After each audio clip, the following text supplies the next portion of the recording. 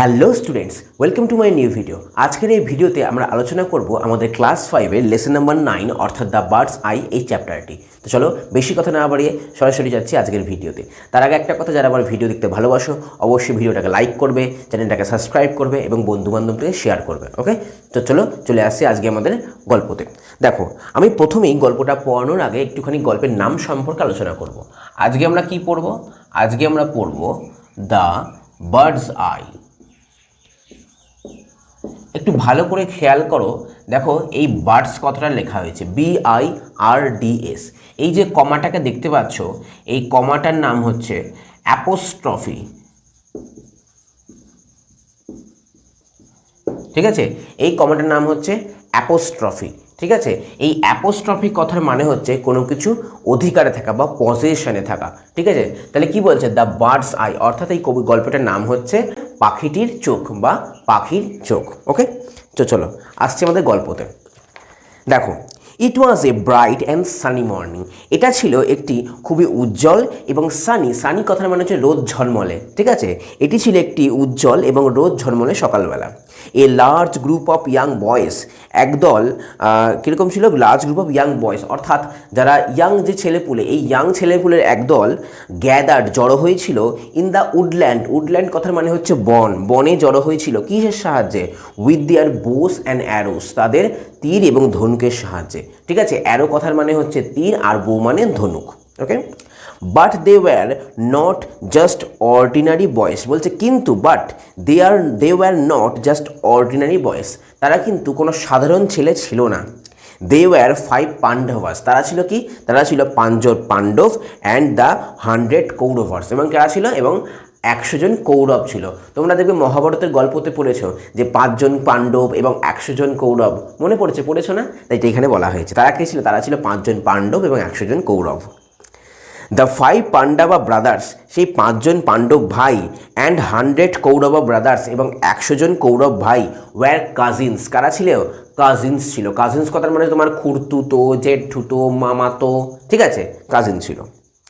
But a fierce রাইভালারি, fierce কথার মানে হচ্ছে ভয়ানক, আর রাইভালারি কথার মানে হচ্ছে তোমার রেষারেষি বা প্রতিদ্বন্দ্বিতা বলতে পারে, মানে একে অপর পছন্দ করে না, খুবই একে অপরের প্রতি একটা হিংসা প্রতিদ্বন্দ্বী মনোভাব আছে। ঠিক আছে, কিন্তু তাদের মধ্যে কী ছিল? But a fierce rivalry between them, কিন্তু তাদের সেই দুজনের মধ্যে, মানে পাণ্ডব এবং কৌরবদের মধ্যে কী ছিল? ফিয়ার্স রাইভালারি ছিল, একটা ভয়ঙ্কর প্রতিদ্বন্দ্বিতা ছিল। ঠিক আছে, আচ্ছা, বিটুইন দেম। আচ্ছা, began to grow even when they were only children. আবার বলছে, দেখে নাও, but a fierce rivalry between them, কিন্তু তাদের মধ্যে একটা ভয়ঙ্কর প্রতিদ্বন্দ্বিতা গড়ে উঠেছিল বা শুরু হয়েছিল even when they were only children, যখন তারা ছোট বাচ্চা ছিল। আচ্ছা, এখানে একটা জিনিস আলোচনা করে দিই। দেখো, এখানে লেখা আছে বিটুইন। কি লেখা আছে? বিটুইন। এই বিটুইন শব্দটার মানে বোঝো? এই দেখো ভালো করে, টুইন, এই টুইন কথার মানে হচ্ছে জোড়া। কি বললাম? টুইন কথার মানে জোড়া। জোড়া বলতে কি? দুইজন। তাহলে বিটুইন ব্যবহার করা হয় যখন দুজনের মধ্যে কিছু বলছি। এখানে কি দুটো টিম, তো এক হচ্ছে পাণ্ডব একটা দল, আর একটা কি কৌরব দল, তাহলে দুটো দল, ওই কারণে এখানে বিটুইন হয়েছে। আর যখন অনেকজনের ক্ষেত্রে বলবো তখন সেখানে কি হবে? তখন সেখানে হবে অ্যামাং। কি বললাম? তখন সেখানে হবে অ্যামাং। ধরো আমি একটা উদাহরণ দিলাম, distribute the chocolate between Ram and Shyam, যেহেতু রাম এবং শ্যাম দুজনকে বলছে। আর আমি যদি বলি distribute the chocolates among the class, তখন কিন্তু সেই ক্লাসের প্রত্যেকটা ছেলে মেয়েকেই বোঝাচ্ছে। তাহলে এর থেকে আমরা কি বুঝলাম? যে বিটুইন ব্যবহার করা হয় দুজনের ক্ষেত্রে তুলনা করার ক্ষেত্রে, আর অ্যামং ব্যবহার করা হয় অনেকজনের মধ্যে কিছু বললে। ঠিক আছে, আচ্ছা দেখো এখানে বিটুইন কেন? কারণ এখানে পাণ্ডব এবং কৌরব, বলতে পেরেছি? সেই দুটো দলের মধ্যে কি হয়েছিল? সেই পাণ্ডব এবং কৌরবদের মধ্যে একটা ফিয়ার্স রাইভালারি গড়ে উঠেছিল, মানে ভয়ঙ্কর একটা যে রেষারেষি বা প্রতিদ্বন্দ্বিতা গড়ে উঠেছিল। কখন থেকে? When they were only children, যখন তারা একদম ছোট ছিল। বুঝতে পেরেছি? তারপরে the royal children learned the skill of using weapons from Dronacharya. দেখো ভালো করে শোনো, দ্য রয়্যাল চিলড্রেন, সেই সমস্ত রাজকীয় ছেলেপুলেরা লার্নড শিখেছিল দ্য স্কিলস মানে কি বলবো? স্কিল মানে দক্ষতা। সেটা দক্ষতাগুলো শিখেছিল কিসের? অফ ইউজিং ওয়েপেন্স, অর্থাৎ ওয়েপেন্স কথা মানে হচ্ছে অস্ত্রশস্ত্র, অর্থাৎ অস্ত্রশস্ত্র চালনা করার দক্ষতা শিখেছিল কার থেকে? ফ্রম দ্রোণাচার্য। কার থেকে শিখেছিল? ফ্রম দ্রোণাচার্যের কাছ থেকে। ঠিক আছে, এই লাইনটা ব্র্যাকেট করে রাখবে। He was one of the greatest warriors of his time. He was তিনি ছিলেন one of the greatest warrior, তিনি ছিলেন তার অফ হিস টাইম তার সময়ে একজন গ্রেট মানে মহানতম একজন ওয়ারিয়ার, যোদ্ধা ছিল। ঠিক আছে, গ্রেটেস্ট করা মানে হচ্ছে মহানতম, আর ওয়ারিয়ার মানে যোদ্ধা। ওকে, হি হ্যাড লার্ন তিনি শিখেছিলেন the secret of powerful weapons, অর্থাৎ যে শক্তিশালী অস্ত্র সেগুলো ব্যবহারের গোপনীয়তা শিখেছিল কার থেকে? ফ্রম পরশুরামা, অর্থাৎ এই যে দ্রোণাচার্য কী করে? দ্রোণাচার্য তার গুরু পরশুরামের কাছ থেকে এই the secret of powerful weapons, অর্থাৎ যে সব শক্তিশালী যে অস্ত্র এগুলোর বিষয়ে সব সিক্রেটটা শিখেছিল। ঠিক আছে, দ্রোণাচার্য কার থেকে শিখেছিল? পরশুরামের কাছ থেকে। ঠিক আছে, আর আমাদের এই রয়্যাল চিলড্রেন কার কাছ থেকে শিখছে? দ্রোণাচার্যের কাছ থেকে। বুঝতে পেরেছি? আচ্ছা, তারপরে the Pandavas and the Kauravas were quick to learn. এই যে পাণ্ডব এবং কৌরবরা ছিল এরা কি? এরা খুবই তাড়াতাড়ি শিখে নিয়েছিল জিনিসপত্রগুলো। বুঝতে পারলে? দে শুন পিকড আউট ভেরিয়াস স্কিলস, তারা খুবই শীঘ্রই শিখে গেল কীরকম?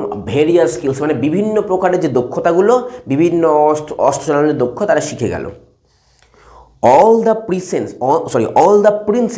প্রিন্সেস কথা মানে কিন্তু এখানে ওই রাজকুমার না, দেখো PRINCES আছে, মানে সমস্ত সেই রাজকুমারদের কথা বলা হচ্ছে। ঠিক আছে, অল দ্য প্রিন্সেস সেই সমস্ত যে তোমার রাজকুমাররা ছিল, লার্ন শিখে গিয়েছিল the use of all the weapons, সেই সমস্ত প্রকারের যে ওয়েপেন হয়, অস্ত্রগুলো হয়, সেগুলোকে চালাতে শিখে গেছিলো। ওকে, তারপরে ইচ অফ দেম, তাদের মধ্যে কেউ কেউ had their own favourite weapons, তাদের মধ্যে কারোর ছিল তাদের নিজস্ব পছন্দের অস্ত্র।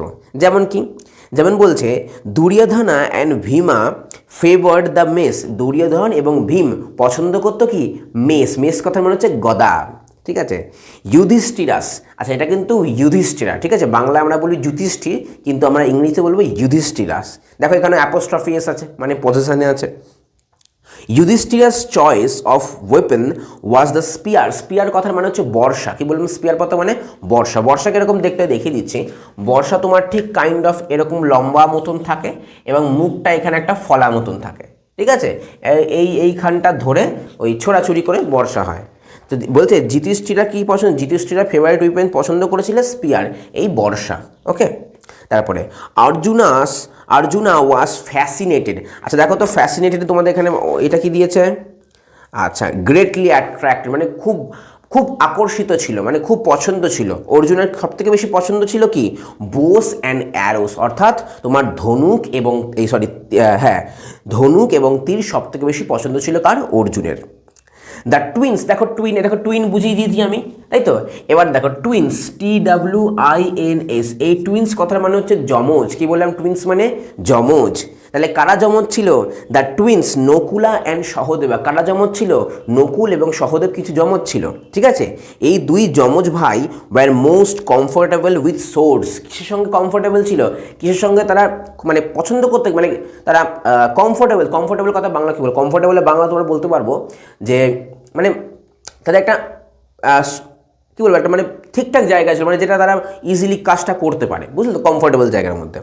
আচ্ছা, the twins Nakul and Sahadeva war most comfortable with swords, সেই যে তোমার কী বলবো, টুইন্স বলছে যমজ, সেই নকুল এবং যে সহদেব আছে তারা কমফোর্টেবল কী ছিল? সোর্ডসে, তলোয়ারে ছিল। কিসে ছিল? তলোয়ার ছিল, মানে তারা ইজিলি খুবই তলোয়ারটাকে ভালো করে চালাতে পারতো। ওকে, the Guru treated all his disciples equally, সেই যে গুরুদেব কী করতো?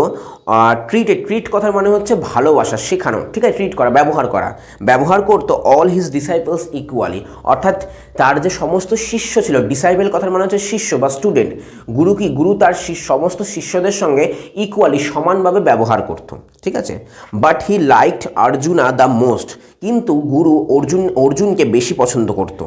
বিকজ কারণ Arjuna practised this art, Arjuna practice করেছিল এই আর্ট মানে হচ্ছে কলাটাকে, উইথ গ্রেট কনসেন্ট্রেশন, অনেকটা গ্রেট একটা ভালো মতন কনসেন্ট্রেশন, মনোযোগ দিয়ে। ঠিক আছে, বলছে এই যে গুরু সমস্ত তার ডিসাইপল, সমস্ত ছাত্রদেরকে ভালোবাসতো, কিন্তু সে সবথেকে বেশি ভালোবাসতো অর্জুনকে। কারণ অর্জুন তার এই যে শিক্ষাটা সেটাই খুবই কি গ্রেট কনসেন্ট্রেশন দিয়ে, খুবই ভালো একদম দারুণ মনোযোগ দিয়ে শিখেছিল। ঠিক আছে, এই যে কলা মানে হচ্ছে তখন আর্ট, এই যে তার যে শিক্ষাটা কথা বলা হয়েছে। Soon he became the best archer among them, বলছে খুব শীঘ্রই সে হয়ে উঠলো বেস্ট আর্চার মানে সব থেকে ভালো আর্চার কথা মানে হচ্ছে তীরন্দাজ হয়ে উঠলো। দেখো এখানে আছে অ্যামং দেম, কেন অ্যামং বলা হয়েছে? কারণ এখানে কিন্তু সেই সমস্ত রাজকুমারদের মধ্যে থেকে অর্জুনকে বলা হয়েছে, তাহলে অনেকজনের মধ্যে থেকে বলা হচ্ছে, ওই কারণে অ্যামং হয়েছে। ঠিক আছে, বলছে কি সে খুবই শীঘ্রই সেই সমস্ত রাজকুমারদের মধ্যে পুরো দলটার মধ্যে সে উঠলো একজন সব থেকে বেস্ট ভালো তীরন্দাজ হয়ে উঠলো। Okay, Duryodhana and his brother Dushasana did not like this at all. বলছে দুর্যোধনা এবং অ্যান্ড হিজ ব্রাদার এবং তার ভাই দুঃশাসনা, দুর্যোধন এবং তার ভাই Dushasan did not like this at all, এই সমস্ত কিছু পছন্দ করতো না, একটা হিংসুটে ছিল, বুঝলে তো।